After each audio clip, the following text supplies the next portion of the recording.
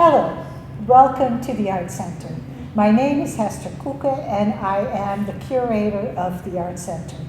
I am very pleased to be able to share with you the work by Emily Steele. She works in glass, but not your usual stained glass. She actually gave it a three-dimensional shape.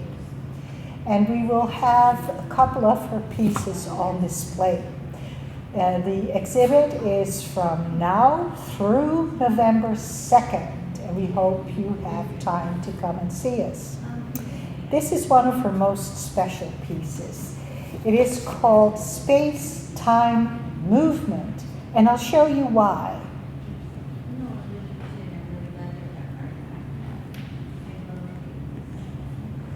Just with the slightest touch, we can have this piece move in two different directions or the same direction. It shows a part in her work where she was interested in being kinetic. She's working with transparent glass with little additions of opaque glass. You can really see through the piece. It gives a very good idea of the three-dimensionality she would have in her work. And we'll talk about that a little bit later, how it is all shaped. But first, I want to go to four of her really big pieces. The Steele family donated this collection of work by Emily to the Art Center with the mandate to show it as much as we can. Now, there are four large pieces that are not in this show. We showed everything we could handle. So we have some historical photographs and preparatory sketches of these four pieces. They represent the four big religions of the world. Here we see Custodian at Tai Shan, which is about Buddhism. A photograph of when the piece was outdoors, a photograph slightly more from the side, and then some drawings that Emily made.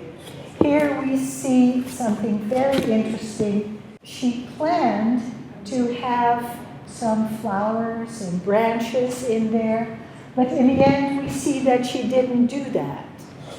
And here we see a sketch of which glass goes where and what color is there. Very precise, worked out sketches with a lot of preparation. These pieces are very tall. They're taller than people. Although we can see a rudimentary person in them, the head and the body.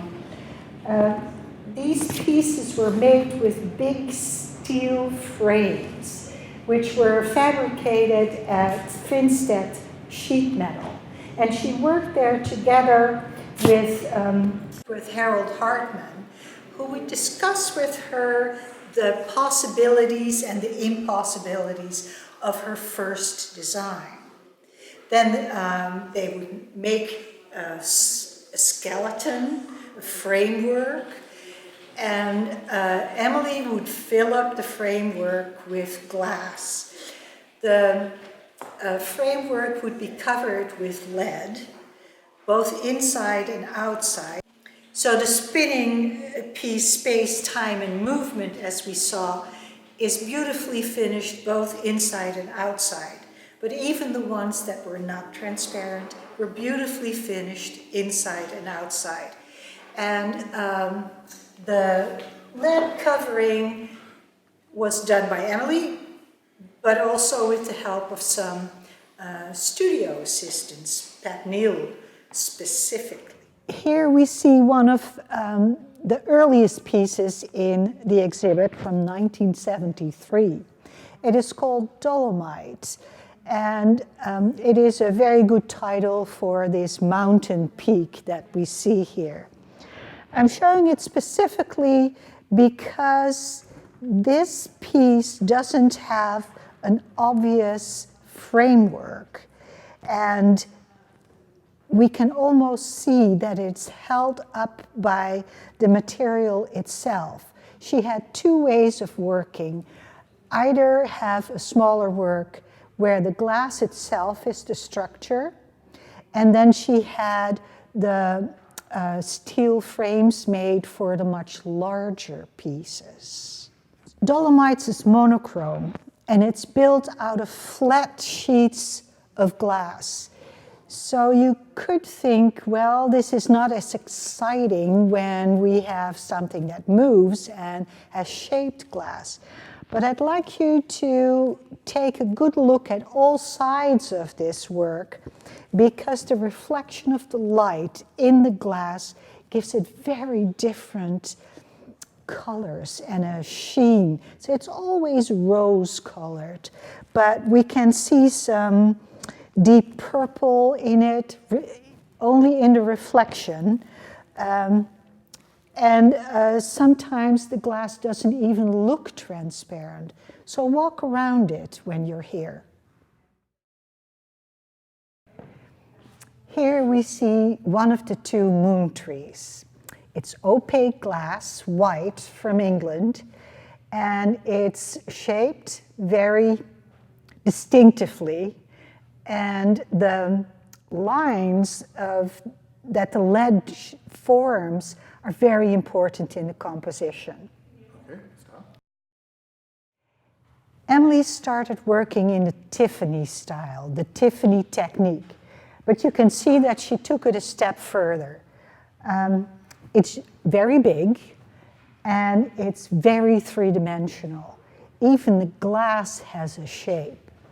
So what she did, she developed for herself a technique where she slumped the glass on ceramic shapes and forms that ceramicist Dale Donovan made for her.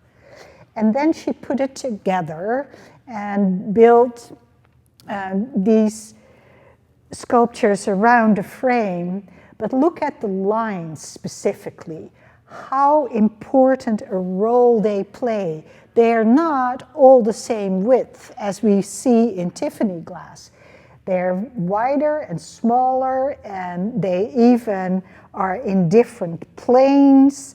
They're horizontal, they're fat vertical, they go into the space, into the piece. They're close together, they're further apart. They really define shape. So the lead is almost as important as the glass itself. Emily always knew she was an artist, but she wasn't sure about her medium until she encountered Tiffany glass and handled glass, and there she knew right away. So she started shaping these sculptures. She always said that she couldn't really draw very well or could paint very well. I'm standing here next to a framed design that she made. It's called Untitled. It was never executed. But I think it is an individual artwork, a painting that can stand on its own. The fact that I call it a design is because we have this drawing here that explains what kind of glass she would want where, with the names of the colors.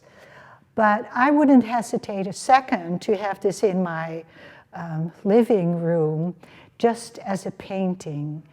So even though she was more of a builder than a drawer, I think her talent was in both.